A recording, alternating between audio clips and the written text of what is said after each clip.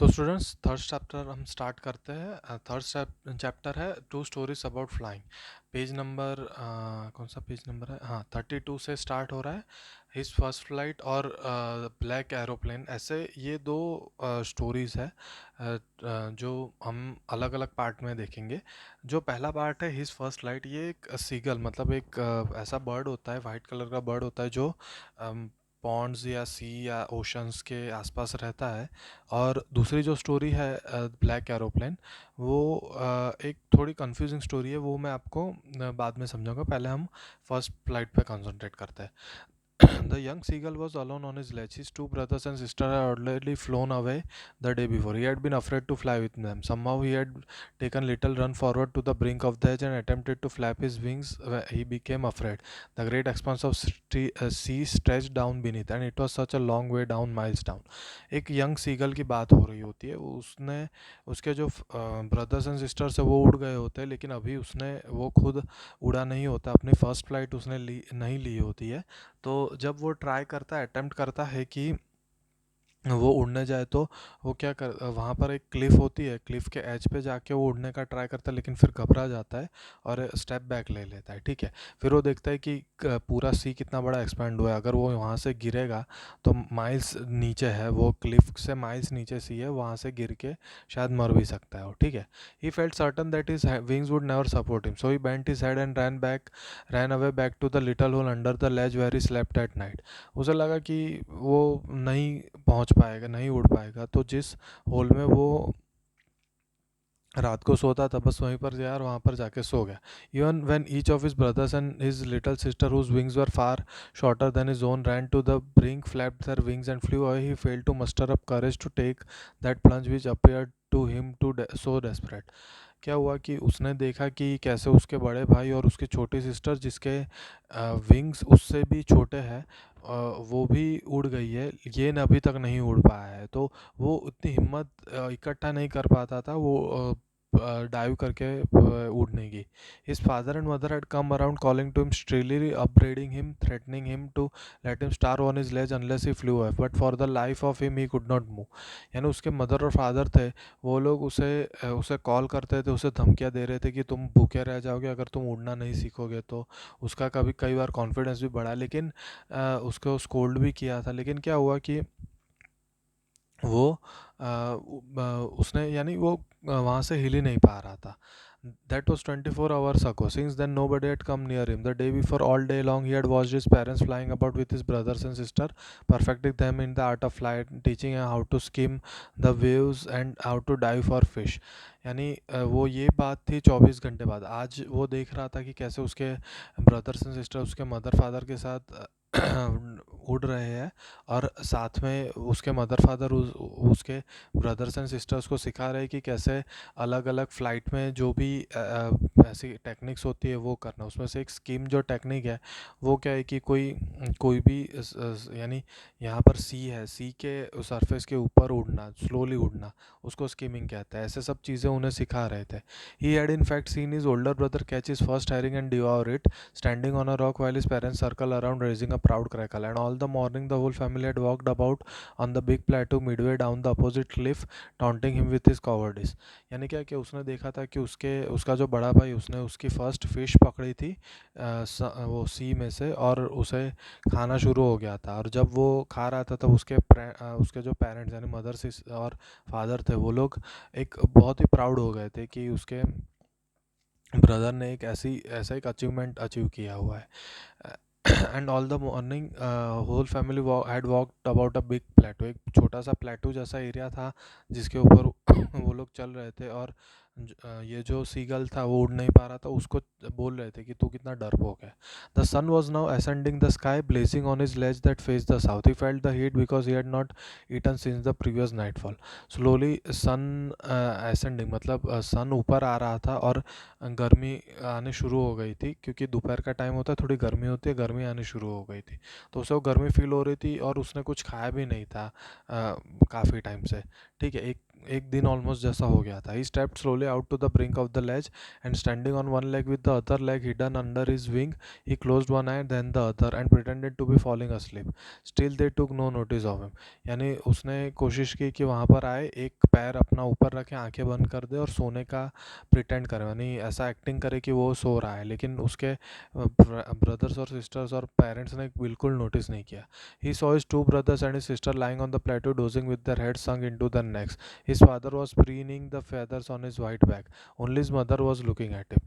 उसने देखा कि उसके जो ब्रदर सिस्टर है वो तो वहाँ पर प्लेटो पे जाके सो गए हैं. उसके फादर थे, उसको जो फेदर से उसको क्लीन और मेंटेन करने का ट्राई कर रहे थे. सिर्फ उसकी मदर ही उसके तरफ देख रही थी. She was standing on a little high hump on the plateau, her white breast thrust forward. Now and again she tore a piece of fish and lay at her feet and then scraped each side of her beak on the rock. The sight of food maddened him. How he loved to tear food that way, scraping his beak now and again to wet it. यानी उसकी mother वो जो fish थी वो fish को तोड़ के उसके वो फिश को तोड़ के उसके टुकड़े आसपास रख रही थी. ये चीज़ देख के उसको काफ़ी गुस्सा आ गया, क्योंकि ये चीज़ उसको भी करना था. ठीक है, उसको भी भूख लगी थी.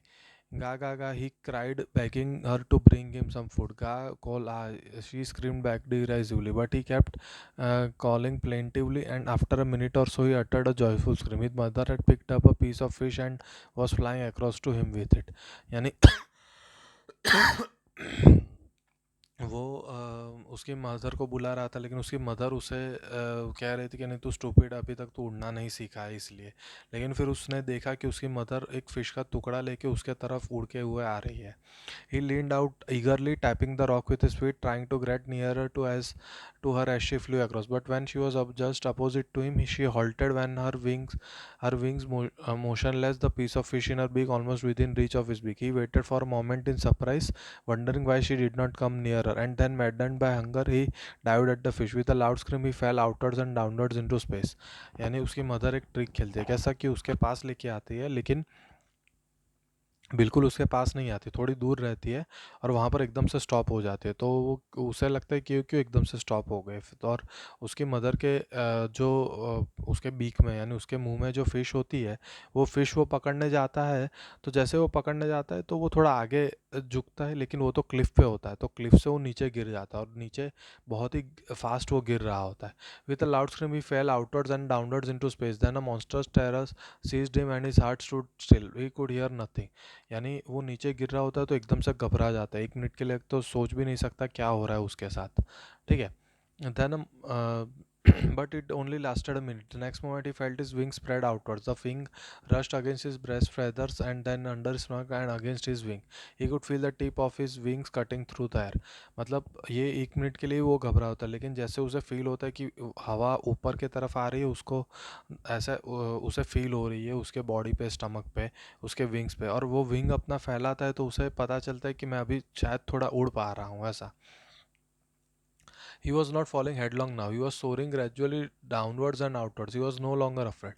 यानी वो अभी वो गिर रहा नहीं होता है, वो अभी ऐसा ग्लाइड करके नीचे जा रहा होता है. मतलब वो एग्जैक्टली ऐसा उड़ भी नहीं रहा होता है और गिर भी नहीं रहा होता है. वो ग्लाइडिंग होता है ना, पतंग कैसे कटने के बाद ऐसे ग्लाइड होके नीचे आती है, वैसे उसी तरह वो आ रहा होता है. ठीक है.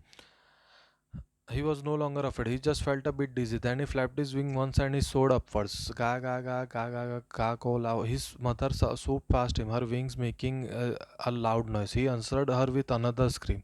Then his father flew over him screaming. He saw his two brothers and sister flying around him, waiting and banking and soaring and diving. यानी उसने देखा कि यानी जब वो ग्लाइड हो रहा होता है तो उसके विंग्स फ्लैप करता है, तो उसे देख वो समझता है कि मैं ऊपर जा सकता हूँ. मतलब वो अभी उड़ने का ट्राई करता है, तो जैसे ही विंग्स फ्लैप करता है तो वो ऊपर की तरफ जाता है. तो स्लोली उसे पता चलता है कि ऐसे ही उड़ना होता है, कि विंग्स को फ्लैप करके हवा को नीचे दबा के ऊपर उड़ना होता है. तो जैसे वो उड़ना शुरू होता है तो उसके मदर और उसके फादर और उसके ब्रदर से सब उसके आसपास उड़ते हुए आते हैं. Then he completely forgot that he had not always been able to fly. He commanded himself to dive and सोर एंड कर्व, यानी वो सब अलग अलग ट्रिक्स यूज़ कर रहा होता है। वो डाइव करता है, सोर करता है हवा में, और कर्व्स भी लेता है, ठीक है। He was near the sea now, flying straight over it, flying facing straight out over the ocean. He saw the vast green sea beneath him, with little ridges moving over it, and he turned his beak sideways and cawed amusedly. यानी वो देखता है कि यहाँ पर समुंदर है, वो आसपास सब देख रहा होता है कि कैसे आसपास रिजिस है उसके और वो फिर चिल्लाने लगता है वो समुंदर को देख के। His parents and his brother had landed on this green flooring ahead of him. They were beckoning to him, calling shrilly. He dropped his legs to stand on the green sea. His legs sank into it. He screamed with fright and attempted to rise again, flapping his wing. But he was tired and weak with hunger and could not rise. Exhausted by the strange exercise, his feet sank into the green sea, and then his belly touched it, and he sank no farther. He was floating on it, and around him his family was screaming, praising him and their beaks, and were offering him scraps of dogfish. He had made his first flight. यानी वो फिर उस वो क्या करता है कि वो समुंदर के तरफ थोड़ा नीचे जाता है, और जैसे ही वो उसके पैर उसको समुंदर को छूते हैं तो घबरा जाता है और वापस उड़ने लगता है। लेकिन वो उड़ने का ट्राई करता है तो उड़ नहीं पाता, क्योंकि थोड़ा थक चुका होता है। तो फिर वो वापस नीचे ही गिरता है। जैसे ही वो नीचे गिरता है उसके पैर ओशन के अंदर चले जाते हैं, लेकिन उसकी बॉडी ओशन पे फ्लोट हो रही होते हैं। तो उसे पता चलता है कि नहीं, मैं डूब नहीं सकता, मैं ओशन के पानी के ऊपर फ्लोट करूँगा। जिसके वजह से क्या होता है कि उसे पता चलता है कि इस तरह से हम फ्लोट भी कर सकते हैं। और उसके आसपास उसके पेरेंट्स सब प्राउडली, उसके पेरेंट्स और मदर ब्रदर्स एंड सिस्टर्स उसके फर्स्ट फ्लाइट के लिए उसे कॉन्ग्रेचुलेट कर रहे होते, उसके आसपास चल रहे होते। मतलब ये फर्स्ट चैप्टर में एक ही बात बताई कि कैसे वो नर्वस होता है, लेकिन उसकी मदर कैसे ट्रिक खेलती है और फिर वो वहाँ से ऊपर से कूद जाता है। फिर वो उसके विंग्स फ्लैप करके फ्लाई करना शुरू होता है, और साथ में वो फ्लोटिंग भी सीखता है समुंदर के ऊपर, ठीक है। इसी तरह उसकी फर्स्ट फ्लाइट होती है। अभी जो सेकंड पार्ट है, हम लोग वो सेकंड पार्ट स्टार्ट करते हैं। वो सेकंड पार्ट पेज नंबर 37 से शुरू होता है। फर्स्ट पार्ट के भी आप ऑफ कोर्स क्वेश्चन आंसर्स लिख लेना। सेकंड पार्ट हम देखते हैं। The moon was coming up in the east behind me, and the stars were shining in the clear sky above me. There wasn't a cloud in the sky. I was happy to be alone high up above the sleeping countryside. I was flying my old Dakota aeroplane over France back to England. I was dreaming of my holiday and looking forward to being with my family. I looked at my watch, 1:30 in the morning. अभी इस chapter में जो pilot है वो first person में बात कर रहा है, वो अपनी बारे में बात कर रहा है, उसे क्या एक्सपीरियंस हुआ था। तो ये पायलट बता रहा है कि वो मिड फ्लाइट था, वो प्लेन चला रहा था, कि वो देख रहा था कि मून ऊपर है, स्टार्स है, बिल्कुल कोई क्लाउड नहीं है वहाँ पर, और वो एक डकोटा एरोप्लेन चला रहा होता। मतलब एरोप्लेन के एक पुराना एरोप्लेन का एक वर्जन होता है डकोटा एरोप्लेन, और वो फ्रांस से इंग्लैंड जा रहा होता है, ठीक है। और वो उस वक्त सोच रहा होता है कि उसको ये फ़्लाइट के बाद हॉलीडे मिलेगा, तो हॉलीडे में अपने फैमिली के पास जाएगा, यही सब चीज़ सोच रहा होता है। I should call Paris control soon, as I thought as I look down past the nose of the aeroplane. I saw the lights of big city in front of me. I switched on the radio and said, Paris Control Dakota DS 088 here. Can you hear me? I am on my way to England. यानी वो जब France से England उड़ रहा होता है तो बीच में पेरिस जो सिटी है वो आती है। तो सोचता है कि पेरिस का जो कंट्रोल रूम है, कंट्रोल रूम मतलब क्या होता है, जो भी एयरपोर्ट होता है ना, एयरपोर्ट्स पे सब एक ट्रैफिक कंट्रोलर्स होता है। वो लोग क्या करते हैं, वो प्लेन को कहाँ जाना है, अगर प्लेन में पायलट को कुछ समझ नहीं पड़ रहा, कितना डिग्री टर्न लेना है, कितना ऊपर चलाना है, कितना नीचे चलाना है प्लेन को, ये सब चीज़ें उन्हें बताते होते हैं। तो वो पेरिस का जो कंट्रोल रूम होता है उसे कहता है कि इससे कांटेक्ट करता है, और वो कहता है कि क्या तुम मुझे सुन सकते हो, मैं इंग्लैंड जा रहा हूँ। The voice from the radio answered me immediately. DS 088, I can hear you. You ought to turn 12 degrees west now. DS 088 over. यानी उसे कहते हैं कि अगर तुम्हें इंग्लैंड जाना है तो वहाँ से फट से रिप्लाई आता है कि तुम्हें 12 डिग्रीज टर्न करना होगा। I checked the map and the compass, switched over to my second and last fuel tank and turned the Dakota 12 degrees to west towards England. वो देखता है कि उसका फ्यूल काफ़ी कम हो गया, अभी एक ही टैंक बची है फ्यूल की, तो वो 12 डिग्री टर्न करता है इंग्लैंड के तरफ, और उसी तरफ वो फिर आगे बढ़ता है। I'll be in time for breakfast. I thought a good big English breakfast. Everything was going well. It was an easy flight.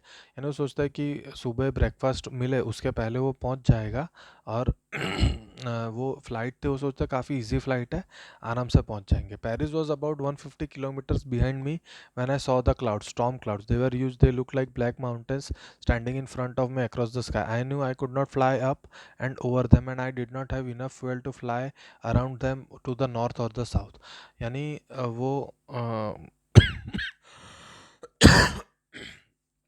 वो जब देखता है कि उसे एकदम से दिखता है कि 150 किलोमीटर्स पेरिस उसके पीछे रह गया है, लेकिन जब सामने दिखता है तो उसे क्लाउड्स दिखते हैं, ब्लैक क्लाउड्स होते हैं और वो बड़े माउंटेन की तरह होते हैं, वो स्टॉर्म के क्लाउड्स होते हैं, वहाँ पर स्टॉर्म होता है. और वो सोचता है कि अब मैं पीछे नहीं जा सकता. अरे सॉरी, वो पेरिस 150 मीटर्स 150 किलोमीटर्स पीछे रह गया होता है, तो वो स्टॉर्म के नॉर्थ या साउथ से यानी आसपास से घूमकर नहीं जा सकता होता है, क्योंकि उसके पास फ्यूल काफ़ी कम होता है. I ought to go back to Paris I thought, but I wanted to get home, I wanted the breakfast, I will take the risk I thought, and flew that old Dakota straight into the storm. वो सोचता है कि मुझे शायद वापस जाना चाहिए, लेकिन वो सोचता है कि नहीं, सुबह का ब्रेकफास्ट लेना है और मुझे हॉलीडे में घर पे जाना है. तो वो सोचता है कि मैं एक ये रिस्क ले सकता हूँ, और फिर वो स्टॉर्म के अंदर जाता है. Inside the clouds everything was suddenly black, it was impossible to see anything outside the aeroplane. The old aeroplane jumped and twisted in the air. I looked at the compass, I couldn't believe my eyes. The compass was turning round and round and round. It was dead, it would not work. The other instruments were suddenly dead too. I tried the radio. वो जैसे अंदर घुसता है तो उसे कुछ दिख नहीं रहा होता है, आसपास सब ब्लैक क्लाउड्स होते हैं, सब ब्लैक ही दिख रहा होता है. वो जब कंपास की तरफ देखता है तो कंपास एक्चुअली नॉर्थ पॉइंट करता है, लेकिन वो कंपास गोल गोल घूम रहा होता है. क्यों? क्योंकि वो स्टॉर्म्स आसपास होता है तो मैग्नेटिक फील्ड को उसको इफ़ेक्ट करता है, जिसके वजह से क्या होता है कि कंपास ठीक से काम नहीं कर पाता, और उसके वजह से क्या होता है कि वो सोचता है कि कंपास डेड हो चुका है. फिर वो दूसरे सब इक्विपमेंट्स देखता है तो वो सब भी डेड हो चुके होते हैं, वो सब भी काम नहीं कर रहे होते हैं. वो सोचता है कि रेडियो पर बात करता हूँ, Paris Control, can you hear me? There was no answer. The radio was dead too. I had no radio, no compass, and I could not see where I was. I was lost in the storm. वो सोचता है कि Paris control को radio पे बात करता हूँ, लेकिन सामने से कुछ आवाज़ नहीं आता, तो उसे पता चल जाता है कि रेडियो भी डेड है टोटली. तो वो सोचता है कि उसके पास ना रेडियो है ना कंपास है, वो देख नहीं पा रहा है कहाँ जा रहा है, तो स्टॉर्म में खो गया. अब वो क्या करेगा? Then in the black clouds quite near me, I saw another aeroplane. It had no lights on its wing, but it could not see flying next to me through the storm. I could see the pilot's face turned towards me. I was very glad to see another person. He lifted one hand and waved. क्या होता है फिर एकदम से उसे देखता है कि एक ब्लैक क्लाउड्स के पास एक नया एरोप्लेन आया है, और वो देखता है कि उसके पास कोई विंग्स पे कोई लाइट्स नहीं है, और जैसे ही उसके बाजू से निकलता है तो उसके अंदर जो अरे उसके अंदर जो पायलट बैठा होता है, वो उसे हाथ दिखा के कहता है कि तुम मुझे फॉलो करो, ऐसा. Follow me, he was saying follow me, he knows that I am lost, I thought he is trying to help me. यानी उसे लगता है, उसे पायलट को ऐसा लगता है कि वो जो पायलट है दूसरा प्लेन का, उसे लगता है कि मैं खो गया हूँ और वो मुझे हेल्प करना चाहता है, तो मुझे इसे फॉलो करना चाहिए. ही turned his airplane slowly to the north in front of my Dakota, so that it would be easier for me to follow him. I was very happy to go behind the strange aeroplane like an obedient child. यानी वो कहता है कि वो slowly north में उसके वो दूसरा पायलट होता है उसके पीछे जाना शुरू करता है, और वो सोचता है कि अच्छे से मैं एक चाइल्ड की तरह ओबीडियंट जैसे पीछे जाता है वैसे एक चाइल्ड की तरह इसे फॉलो करूँगा. After half an hour the strange black aeroplane was still there in front of me in the clouds. Now there was only enough fuel in the old Dakota's last tank to fly for 5 or 10 minutes more. I was starting to feel frightened again, but then it started to go down and I followed through the storm. यानी वो सोचता है कि आधा घंटे तक हम उड़ रहे हैं, ये जो प्लेन है ये मुझे स्टॉर्म से बाहर निकालेगा या नहीं. और फिर वो समझने लगता है कि उसे पता चलता है कि 5 या 10 मिनट प्लेन उड़ सकता है, इतना ही फ्यूल बचा है प्लेन में. और अगर मैं प्लेन में नहीं निकल पाया, ये स्टॉर्म से नहीं निकल पाया, तो शायद फ्यूल ख़त्म होगा. उसे वापस थोड़ा डर लगने लगता है, लेकिन फिर वो देखता है कि वो प्लेन थोड़ा नीचे जा रहा है, यानी वो अपना प्लेन भी नीचे करना शुरू कर देता है. Suddenly I came out of the clouds and saw two long straight lines of lights in front of me. It was a runway an airport, I was safe. तो जैसे ही वो स्टॉर्म से बाहर निकलता है, वो उसे देखता है कि आगे दो लाइन्स है लाइट्स की. तो लाइट्स की लाइंस क्यों होते हैं? क्योंकि वो एयरपोर्ट पे जो रनवे होता है उसके लाइट्स फिक्स किए होता है, तो वो सोचता है कि एक रनवे है यहाँ पर, तो एक एयरपोर्ट है, चलो अच्छा है कि वो सोचता है कि मैं स्टॉर्म से बाहर निकल गया. I was turned to look for my friend in the black aeroplane, but the sky was empty. There was nothing there. The black aeroplane was gone. I could not see it anywhere. तो जैसे वो देखता है तो उसे पता चलता है कि आसपास देखता है कि वो उसे थैंक यू कहे, लेकिन वो देखता है तो वो दूसरा एरोप्लेन कहाँ गया होता है वो पता ही नहीं उसे, वो एकदम से गायब हो गया होता है. I landed and was not sorry to walk away from the old Lakota near the control tower. I went and asked the woman in the control center where I was and who the other pilot was. I wanted to say thank you. She looked at me strangely and then laughed. यानी वो फिर जब plane को land करता है तो वो control tower के पास जाता है और उसे वहाँ पर जाके एक लेडी बैठी होती है, उसे पूछता है कि वो एरोप्लेन कहाँ गया जिसने मुझे लैंड कराया ऐसा. तो वो उसके तरफ देखती है और वो हंसने लगती है. She looked at me strangely and then laughed. Another aeroplane up there in the storm. No other aeroplanes were flying tonight. Yours was the only one I could see on the plane. फिर वो उसे कहती है कि कोई दूसरा aeroplane, ये storm में तो कोई एरोप्लेन नहीं है और कोई दूसरा सैंक्शन भी नहीं किया था हमने, कोई दूसरा एयरप्लेन को परमिशन भी नहीं मिली थी कि वो फ्लाई करे. तुम अकेले ही थे जिसको मैं रडार पर देख पा रही थी. So who help me to arrive there safely without my compass और a radio and without any more fuel in my tanks. Who was the pilot on the strange black aeroplane flying in the storm without lights. मतलब वो अभी हमें पूछ रहा है कि, कि उसे किसने मदद करी थी जब उसके पास कोई कंपास नहीं था, कोई रेडियो नहीं था और कोई फ्यूल नहीं था उसके टैंक में. कौन था वो दूसरे एरोप्लेन में जिसने मुझे वो स्टॉर्म से बाहर निकाला था. ठीक है, अभी ये आपके लिए सोचने का है कि वो कौन था कौन नहीं. ठीक है, लेकिन अभी आप नेक्स्ट इसके भी क्वेश्चन आंसर्स है वो भी आप लिख लोगे. क्वेश्चन आंसर्स लिख के सचिन सर को सबमिट कर देना. हम नेक्स्ट चैप्टर में chapter 4 the diary of Anne Frank वो देखेंगे. ऑलराइट.